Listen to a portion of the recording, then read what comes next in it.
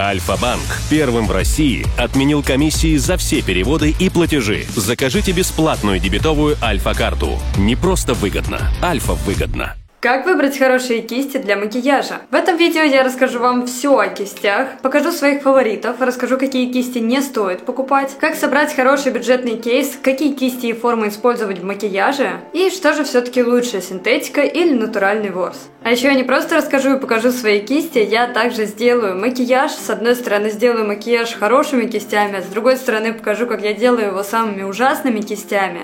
Потому что хорошие кисти – это залог качественного, аккуратного макияжа. Всем привет, с вами Лена Ягермис, я креативный мейкап-артист, и на моем канале много интересных и полезных видео о макияже, стиле и обзорах косметики. Сегодня будет большой развернутый гайд по кистям, но перед этим я хочу сделать небольшой дисклеймер. В этом видео я буду показывать те кисти и формы, которые удобны лично мне, и делиться своими впечатлениями о ворсах и кистях в работе. А у меня их вот настолько много. Если вам удобно наносить и тушевать тени и делать тон другими формами и кистями, то это ваше право. Так что если вам удобно и если у вас получается классный результат, то тут любые средства хороши. Я делаю яркий креативный макияж на себе уже где-то 15 лет. Но я думаю, сейчас вы будете в шоке, потому что кистями я начала пользоваться относительно недавно, буквально несколько лет назад. Нет, я сейчас не прикалываюсь, потому что все эти макияжи были сделаны при помощи рук, ватных дисков, ватных палочек. И иногда для нанесения теней я использовала вот такие спонжики. А знаете, в чем проблема? А проблема в том, что у меня просто были отвратительные кисти. И у меня даже целых 3 кисти из этого набора остались, вы не поверите, им больше 10 лет. Как ни странно, вот эту кисть для бровей я использую до сих пор, и она одна из моих любимых. Но все остальные кисти из этого набора – это полное дно. В чем была моя ошибка изначально? Во-первых, я не знала, как правильно работать с формами. Во-вторых, формы кистей в наборах иногда попадаются абсолютно ужасные и ни разу не рабочие. Ну а то, что в этом наборе не было нормальных кистей для теней, для нанесения и растушевки, я об этом даже говорить не хочу. Мне просто хочется плакать, насколько все это было плохо. В конце видео я обязательно затрону вопрос, почему наборы кистей это не самое удачное вложение и не лучший способ сэкономить, и почему не стоит брать большинство наборов с Алиэкспресс. Ну а пока давайте вообще рассмотрим, какие бывают кисти. Какие кисти бывают? Во-первых, кисти можно классифицировать по ворсу на натуральные кисти и синтетические. Также бывают смешанные кисти, в которых есть и натуральный, и синтетический ворс. Многие визажисты очень активно топят за всякие натуральные дорогие кисти, из козочки, из белочки. Но я по своему опыту скажу, что в принципе можно и хорошей синтетикой делать классные макияжи. И если кисть хорошей правильной формы, если кисть с хорошим ворсом, то это не имеет никакого значения. Белочки там хвост ободрали или синтетическое волокно запихнули. И в принципе для меня ок использовать синтетику в макияже, и качество макияжа у меня никак не страдает. Со всеми жидкими текстурами лучше использовать синтетику. То есть для жидкого контуринга, румян, тона лучше использовать синтетические кисти, так же как для помад, для жидких теней, для подводок. А уже с сухими текстурами лучше работать натуральными кистями. И это все связано с тем, что у кистей разный ворс, и у натуральных кистей он такой более пористый, примерно как наши волосы. И, соответственно, любая жидкая текстура будет в эти поры въедаться, и кисть будет намного хуже отдавать продукт, и очень много продукта брать в себя. А в синтетический ворс жидкие кремовые продукты не впитываются, нигде не застревают, поэтому эти кисти намного лучше отдают продукт и отдают его практически полностью.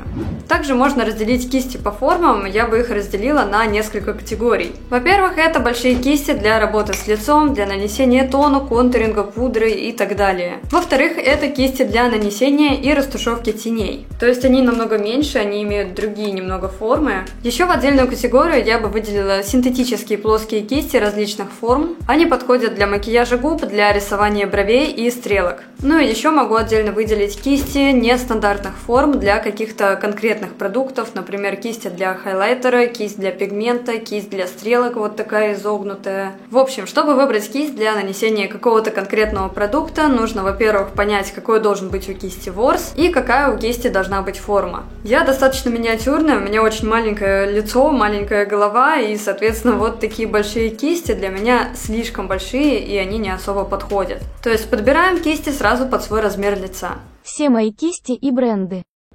Ну что ж, давайте пройдемся по брендам, я покажу, что у меня есть. Во-первых, у меня достаточно большое количество кистей от Небледная by Gef Moa. И более подробное видео про эти кисти уже было на моем канале, оставлю ссылочку в описании. У этих кистей синтетический ворс, но при этом он очень мягкий. Кисти очень классные по качеству. И несмотря на синтетику и при этом достаточно большую цену, эти кисти реально классные, их стоит брать, их стоит рассматривать. И особенно здесь мои фавориты — это кисти для лица.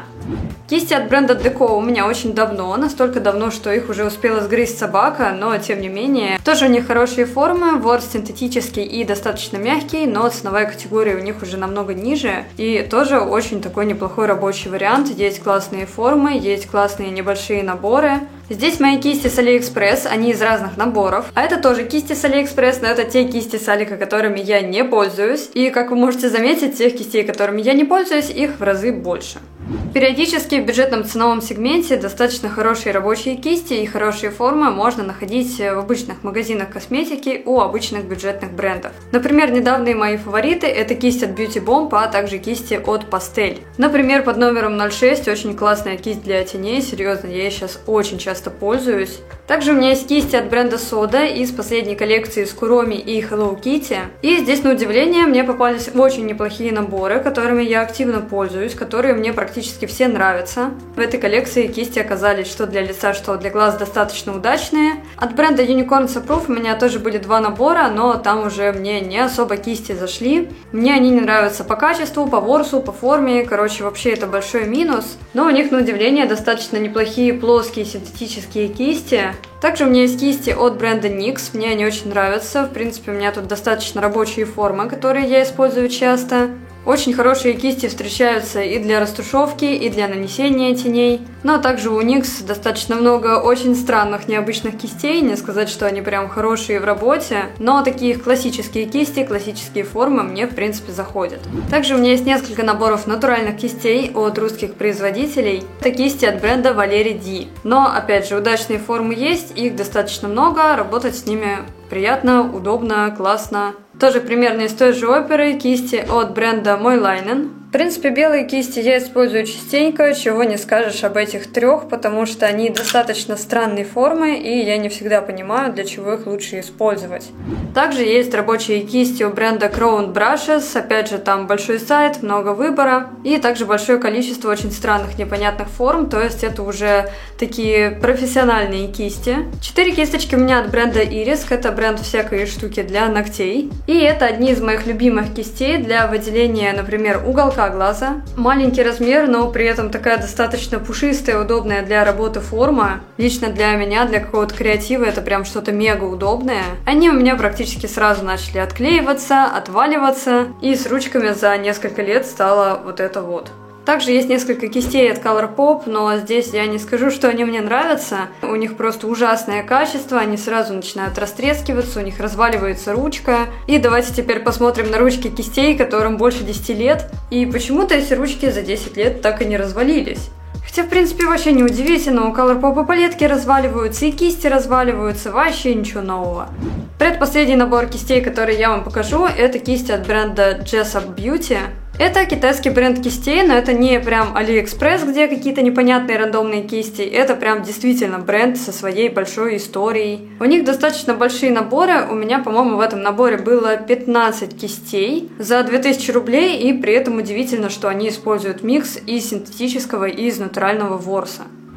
Ну и, конечно же, последний набор кистей. Наверное, это один из самых частых вопросов в моем блоге. Что же у тебя за такие кисти с желтыми и зелеными ручками? Вот они, мои красавицы, честно вам скажу, это самые лучшие кисти в моей жизни. Это единственный набор кистей, в котором каждая кисть идеальна. Потому что они настолько удобные, настолько мягкие, даже несмотря на то, что это синтетика. У них пластиковые ручки, для меня это большой плюс, потому что они никак не будут разваливаться со временем. Это русский бренд, называется он Pro Кисти. Эти кисти больше не выпускают, и их нигде не купить. Я связывалась с этим брендом не так давно, и я так поняла, у них какой-то новый набор выходит в продажу. Ну и если вдруг вы надумаете брать, я его не проверяла, то есть я не уверена, каким он будет по качеству. Какие кисти для чего? Теперь давайте непосредственно перейдем к практике. Я буду делать макияж. С одной стороны лица я буду делать макияж правильными, хорошими кистями, а с другой стороны буду делать такой же макияж, но уже не самыми хорошими кистями, чтобы показать, почему они мне не нравятся. И чтобы объяснить, почему такие-то формы и такой-то ворс не особо для каких-то целей подходят. Я хочу начать макияж с нанесения базы, и для базы у меня есть две вот такие кисти. Обе кисточки от NYX, и они с очень жестким и плотным ворсом. И они позволяют нанести базу на все лицо очень тонким слоем. Я наношу вот такую базу от NYX. Ими можно наносить различные крема, флюиды, но я не вижу смысла тратить на них деньги и добавлять их в базовый кейс, потому что все то же самое можно сделать руками. Наносить тон на лицо можно спонжем, но при этом спонж обязательно нужно намочить. Помимо спонжа, для нанесения тона мне нравится использовать плотные синтетические кисти с достаточно коротким ворсом. Они могут быть как с прямым срезом, так и с достаточно округлым. Все эти кисти плотные, но стоит помнить, чем плотнее кисть, тем плотнее наносится тон. А если мы хотим добиться очень легкого и тонкого покрытия, есть кисть дуофибра. Обычно дуофибра содержит в себе два вида ворса, натуральный и искусственный. То есть один вид ворса короче, чем другой. Я буду использовать для нанесения тона вот такую кисть от Небледная. Набираю совсем немного на кисть и вот такими втаптывающими движениями наношу на лицо. То есть я не наношу тон круговыми движениями, я не крашу лицо как забор, чтобы тон лег равномерно и не подчеркивал никакие шелушения и проблемы кожи. Какие кисти мы не используем для тона? Во-первых, мы не используем пушистые мягкие кисти с длинным ворсом, особенно с натуральным. Они будут плотить, ими невозможно растушевать тон, они будут подчеркивать шелушения. Ну, например, давайте попробуем распределить тон этой кистью, и вы видите, что тон просто не распределяется. Остаются вот такие полосы, которые очень долго приходится тушевать. А также мне не нравятся кисти подобного плана, плоские, ими тоже тяжело наносить тон, хотя это как бы кисть для тона позиционируется. Но для меня они в работе как-то крайне неудобны, потому что вот начинаются полосы, подчеркиваются все шелушения, и использовать такие кисти я не вижу смысла, потому что это долго. И теперь просто давайте сравним, сколько тона осталось на кисти. Ну вот эта синтетическая история практически весь тон отдала. Соответственно, благодаря таким кистям также намного меньше расход тона. Теперь переходим к консилеру, и, как ни странно, для нанесения консилера моя любимая кисть – это как раз кисть из набора с AliExpress. Для консилера мне нравятся небольшие кисти, которые тоже имеют плотный ворс. Например, здесь у меня одна кисть плоская, а другая круглая. Мне больше нравится как раз работать плоскостью и вот так вот распределять всей рабочей стороной. Также для растушевки консилера можно использовать как обычный спонж, так и маленький спонжик.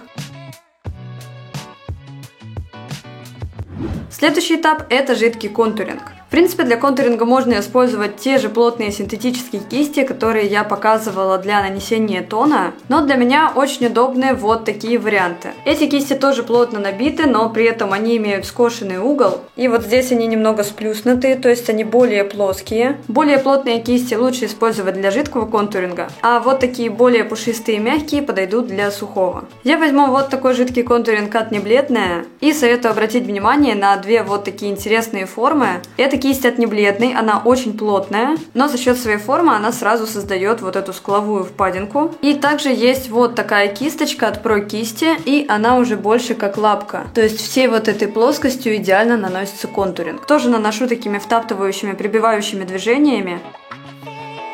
Ну и как бы все, идеальная скула у меня уже готова. Очень удобно, что можно работать с разными плоскостями. На нижнюю челюсть тоже наношу. Как вы могли заметить, при нанесении средства кисть свою форму сохраняла. Чего нельзя сказать о не очень удачном варианте, например, это вот такая пушистая кисть, которая начинает разъезжаться по всему лицу. И, по-моему, она еще натуральная. Давайте попробуем сделать контуринг ей. Все. Она оставляет пятно, и с нее уже отвалилась ворсинка. И теперь очень долго я буду это пятно тушевать. И тут я нашла для себя такое правило: если кисть начинает пушиться при контакте с кожей, то лучше ее использовать для сухих текстур. Но если она настолько плотная, что никак не деформируется, то лучше ее использовать для всяких кремовых текстур. Следующее на очереди жидкие румяна, и тут я снова возьму вот такие румяна от Небледная. В принципе, румяна можно наносить пальцем, ничего в этом страшного нет, главное, чтобы вам было удобно. Кремовые и жидкие румяна можно тушевать спонжем, можно снова тушевать подобными кистями, которые мы использовали для контуринга и для тона. Но так как у меня лицо достаточно маленькое, мой недавний фаворит – это вот такая кисть от Небледная. Я набираю немного румян на кисть и наношу их в одну точку, немного растушевывая во все стороны. Честно говоря, у меня до этой кисти всегда были проблемы с жидкими румянами, потому что как будто они как-то неравномерно тушевались, чем бы я их ни наносила, но эта кисть для меня это просто спасение. Я не люблю сильные румяна, и такой размер кисти позволяет не переборщить и нанести румяна только в те места, в которые нужно. Ну и с другой стороны, попробую нанести румяна тоже кистью от Небледная, только уже это менее удачная форма. Это длинная, очень пушистая кисть, с которой как раз у нас могут случиться проблемы при нанесении. Вот, все, мы переборщили, она начинает заламываться. У меня случайно румяна ушли куда-то сюда, где они не нужны. То есть с этой стороны нету прям такого легкого, аккуратного эффекта, как я сделала здесь. После того, как мы закончили со всеми влажными продуктами, мы переходим к сухим. И как раз на этапе коррекции лица можно использовать уже более мягкие и пушистые кисти. Для пудры существует достаточно большое количество разных кистей, но в принципе у меня нету какого-то определенного фаворита. Кому-то нравится использовать всякие круглые кисти и кисти кабуки. Мне чуть больше заходят такие более плоские формы. И как я говорила в начале видео, мы выбираем кисть, которая нам подходит под наше лицо по размеру. Я предпочитаю средние размеры кистей, потому что я наношу пудру локально на те участки, где она наиболее нужна. У меня это в основном Т-зона, где больше всего жирнится кожа. Большой кисточкой я наношу пудру на другую половину лица, и тут уже нельзя нанести пудру локально, потому что для моего лица эта кисть слишком большая. Соответственно, если я хочу припудрить вот этот участок, все равно у меня пудра попадает на все остальное лицо. Если что, я сейчас делаю максимальный вариант макияжа с использованием максимального количества разных текстур, чтобы показать все кисти, для чего какая кисть. Не обязательно наносить 100 слоев, но в этом видео мне важно показать в работе как можно больше кистей. Для сухого контуринга я люблю использовать подобные кисти. Это мягкие пушистые скошенные кисточки, но при этом они немного приплюснутые все равно, то есть они не совсем круглой формы. Для румян мне нравятся либо подобные плоские скошенные кисти, либо такие кисти небольшого размера в форме свечки. У меня румяна сразу с небольшим количеством хайлайтера.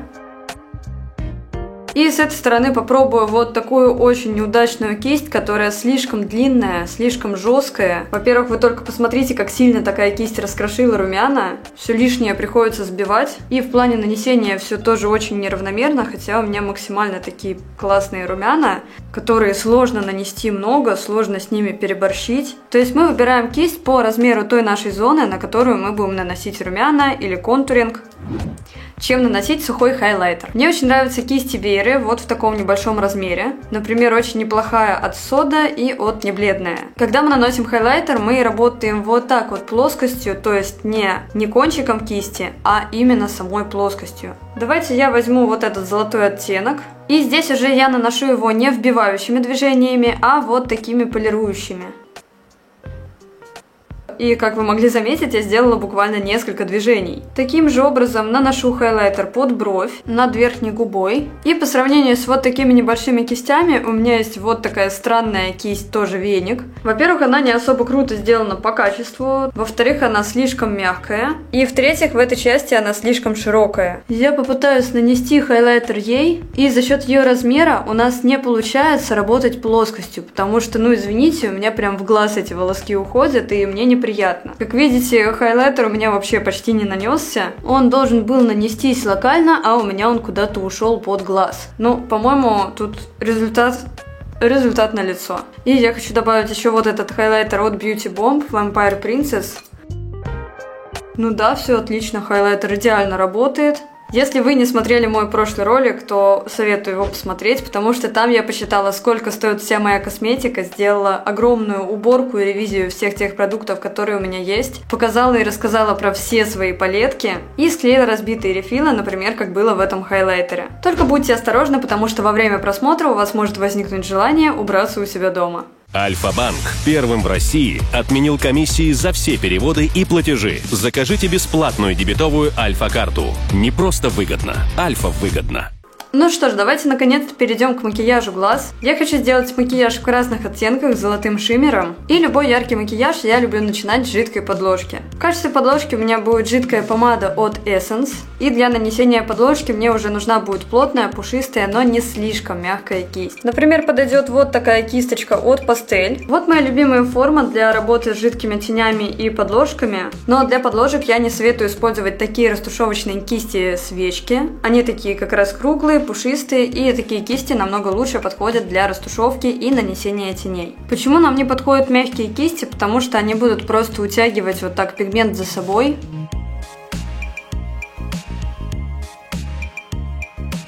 Кистями более плотными, с более жестким ворсом сразу получается эту подложку хорошо растушевать и свести ее в кожу. А вот с этой стороны давайте как раз воспользуемся такой кистью свечкой. Ей уже намного сложнее растушевать. И вот такой результат у меня получился, на обоих глазах разный. Теперь я возьму палетку Ghost Tape и красный оттенок и продублирую подложку тенями. И для нанесения теней я люблю снова, как и для подложки, использовать более мягкие, но при этом достаточно плотные кисти. Например, вот эти формы, это мои фавориты. Тут есть как сплюснутые кисточки, есть и круглые. У кистей для теней такой очень мягкий, приятный ворс. Кисть не должна быть слишком большой, то есть мы видим то место, где мы тушуем, соответственно, кисть должна подходить под это место. Если кисть будет подобного размера, то, разумеется, хорошей тушевки мы с вами не добьемся. Давайте я возьму кисть номер 6 от Пастель и начинаю вбивать красные тени. С этой же стороны возьму кисть побольше и попробую наносить ей. И тут уже мне не так удобно это делать, потому что кисть слишком большая, приходится следить за размером, чтобы куда-то слишком не увести тушевку, потому что я не хочу делать тушевку до брови. Многие визажисты топят за натуральный ворс, то что для нанесения и растушевки теней нужно использовать только натуральные кисти, особенно популярны у них это белочка, козочка. Но для меня вообще нет никакой разницы, натуральная кисть или синтетическая, потому что для меня наиболее важна эта форма кисти и плотность. Для растушевки теней в кожу также подходят те кисти, которые я показывала до этого, а также вот такие кисточки в форме свечки. Обычно они мягкие и круглые. И тут мы снова подбираем кисть под размер нашей тушевки. Я возьму телесный оттенок и буду растушевывать им красную границу в кожу. Многим удобно тушевать тени более маленькими кисточками, чтобы сделать это более локально, более аккуратно. По сути, у них одинаковая форма, одинаковая плотность, но разный размер. У меня получилась вот такая красивая тушевка. С этой стороны я воспользуюсь вот этой ужасной кистью. Она из набора с AliExpress, и она просто очень странно отрезана. У нее какая-то мега странная форма. И я, честно говоря, не думаю, что такой кистью вообще возможно что-то растушевать. Как видите, на этом глазу ничего хорошего у меня не получилось. Для нанесения теней на нижнее веко мне нравится использовать подобные кисти, которые не круглые, а немного сплюснутые. Потому что, работая здесь вот такой круглой кистью, можно легко переборщить и слишком много теней нанести вот сюда, где они нам не нужны. Сразу же этой кисточкой можно и подтушевать границу. Ну а здесь все то же самое попробую сделать круглой кистью.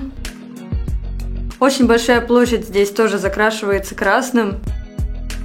И если здесь у нас получился градиент, который от ярко-красного уходит вниз в кожу, то здесь у нас просто получилось красное пятно. Возьму из палетки Ghost Tape вот этот золотой. Для нанесения всяких блестяшек из палеток мне очень нравится использовать плоские кисти. Это может быть как натуральный ворс, так и синтетика. Вот так эти кисточки выглядят. Конечно, лучше всего это все наносить пальцем. Посмотрите, какой шикарный результат получается. Также можно использовать плоскую синтетику. Такие кисти пихают практически в каждую палетку, и почему-то все думают, что эти кисти для нанесения теней, для растушевки, нанесения цвета, но намного лучше их применять для каких-то глиттеров и блестяшек. Есть еще несколько вариантов для шиммерных блестящих теней. Это вот такой спонжик. Знаю, что многие их не любят, но это отличная замена пальца, когда, например, у вас длинные ногти. И есть вот такая специальная силиконовая кисточка для нанесения пигментов. Тоже она прекрасно с этой задачей справляется. И ей очень удобно проходиться по краю. У меня это кисть от бренда Crown Brushes. С этой стороны я покажу, как не надо делать. То есть я возьму пушистую кисть. И ничего у нас не получается. Давайте прям побольше нанесу. И все еще ничего хорошего у нас не получается. И я уже не говорю о том, что такой кистью невозможно сделать четкую границу. И блестки у нас уже как будто везде. Для нанесения теней и пигментов в уголок глаза используются маленькие кисти. Например, это вот такая круглая кисть-бочонок. Но мне очень нравятся два подобных варианта, когда это немного пушистая кисть, но при этом достаточно сильно сплющенная. Конечно же, можно использовать и такие прям маленькие синтетические кисти. Но я прям фанат таких плоских полукруглых форм. Если что, я сейчас наношу пигмент без каких-либо подложек, просто кисточкой вбиваю его в кожу. Для рисования стрелок тоже существует огромное количество разных форм и кистей. Например, все вот эти формы хорошо подойдут для стрелок, и тут уже главное выбрать то, что нравится вам. Так как сейчас я не работаю с клиентами, я делаю макияж только себе, я использую свой обычный лайнер, соответственно, кисточками я уже пользоваться перестала. Очень важный нюанс, у всех стрелки разные, все рисуют стрелки по-разному, разными продуктами, и, соответственно, посоветовать тут какую-то универсальную кисть для стрелок очень сложно. Для рисования бровей подходят скошенные кисти, а также мне еще нравятся просто плоские кисти, которыми также можно и брови, и стрелки рисовать. Мне не нравятся мягкие кисти, мне нравится, чтобы кончик у них был пожестче, потому что жестким кончиком намного удобнее пробираться между волосками и намного проще рисовать тонкий кончик брови. Для макияжа губ мне нравится использовать плоские синтетические кисти. Секундочку. И не забудь подписаться на канал. Еще вы можете задонатить на Бусти. Больше доната, больше полезной информации. Опять же, эти кисти должны быть жесткими, плотными, и мне нравится, когда они на конце немного острые. Давайте я возьму кисточку от Соды в коллаборации с Куроми и буду наносить самую обычную вот такую красную помаду от NYX. Такие кисти должны быть достаточно жесткими, чтобы идеально прорисовать контур, чтобы линия была ровной и помада не растекалась. И заполняю помадой все губы, работая плоскостью. Ну что ж, вот такой макияж у меня получился. Эту сторону я делала не самыми хорошими кистями, а для этой стороны использовала всех своих фаворитов.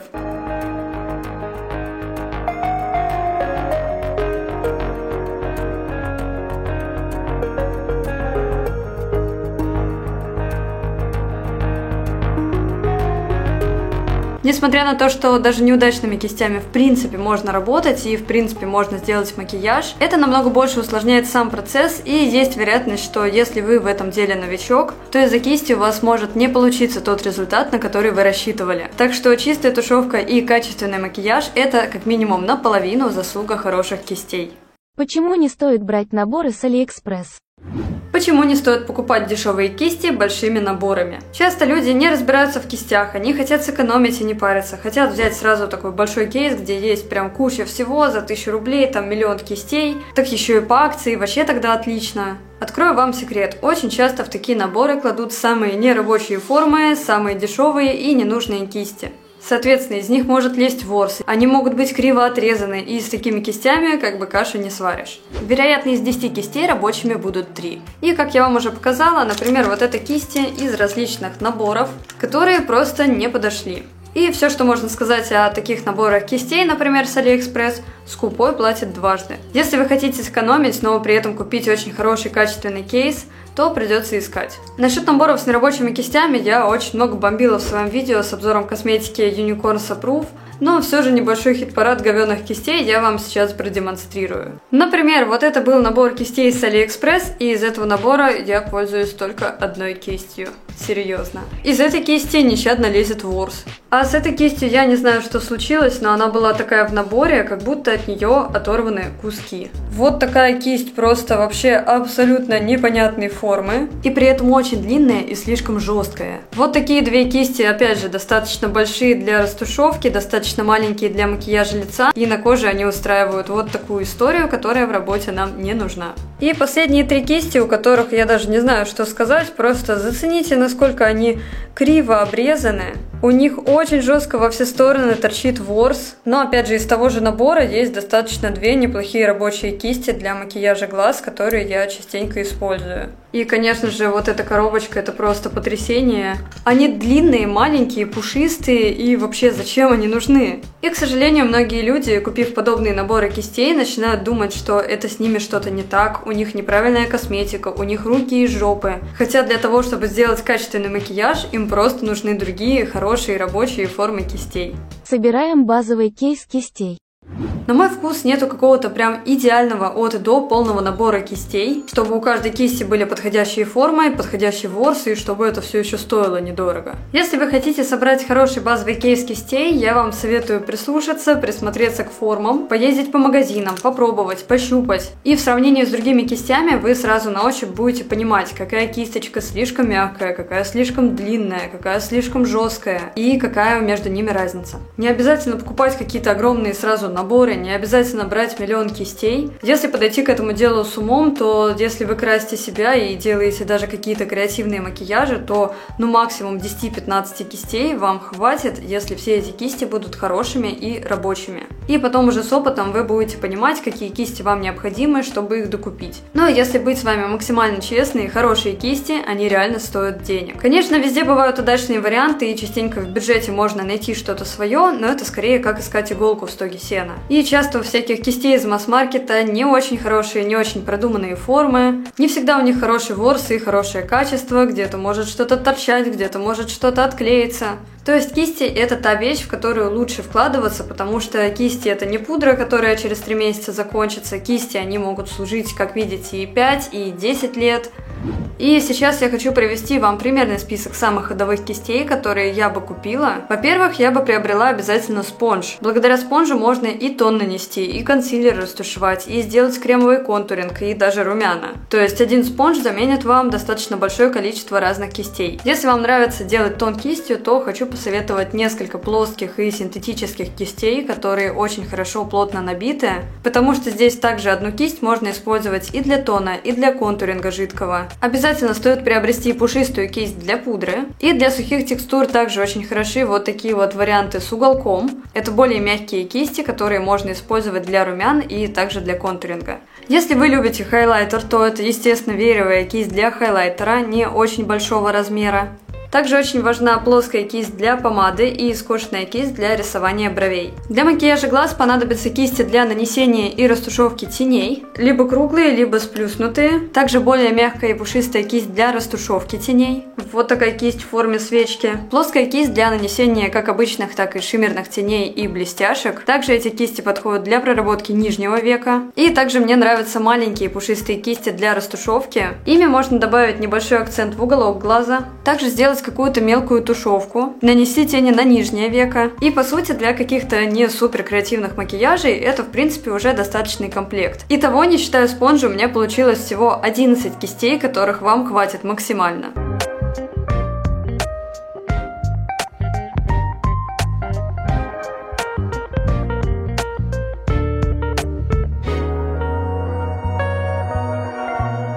Как мыть кисти? Также, чтобы кисти служили вам много лет и хорошо сохранялись, вам нужен качественный уход. Как часто мыть кисти? Если вы визажист и работаете с другими людьми и клиентами, то кисти нужно мыть после каждого клиента, чтобы случайно не перенести никакую хрень с одного лица на другое. Если мы делаем макияж только себе, то стоит мыть кисти не реже раза в неделю. Чем мы моем кисти? Для мытья кистей есть разные средства. Есть профессиональные шампуни и мыло для кистей, а также силиконовые коврики для очистки кистей. И сзади еще бывает вот такая часть, как жесткая губка. Это очень удобно для экспресс-очистки кистей во время макияжа, чтобы об эту губку сбить весь лишний пигмент. Для визажистов и для быстрой экспресс-очистки кистей есть специальные жидкости, обычно они содержат в составе спирт, за счет чего кисть достаточно быстро высыхает. У меня есть вот такая жидкость от бренда Just. Я наношу обычно немного жидкости на ватный диск и вот так вот круговыми движениями промываю кисть, после чего промакиваю об бумажное полотенце. Кисти можно мыть обычным детским мылом, я мою мою специальным мылом, просто потому что оно у меня есть. Когда мы моем кисти, мы стараемся мочить только ворс, не мочить ручку и вот эту часть, потому что иначе кисть может отклеиться, деревянные ручки могут набухнуть и треснуть. Обычно при моем мытье кистей вода также попадает и на ручки, и на эту часть, потому что я помимо макияжа занимаюсь гримом, занимаюсь какими-то креативными штуками, и зачастую у меня все ручки тоже очень сильно усраты, и в моем случае мне тоже ручки приходится промывать. Например, вот здесь у меня все ручки в белом гриме, и очевидно, что с этим нужно что-то делать. Я добавляю мыло на мокрую кисть, круговыми движениями мою ее об коврик, после чего смываю все мыло с кисти.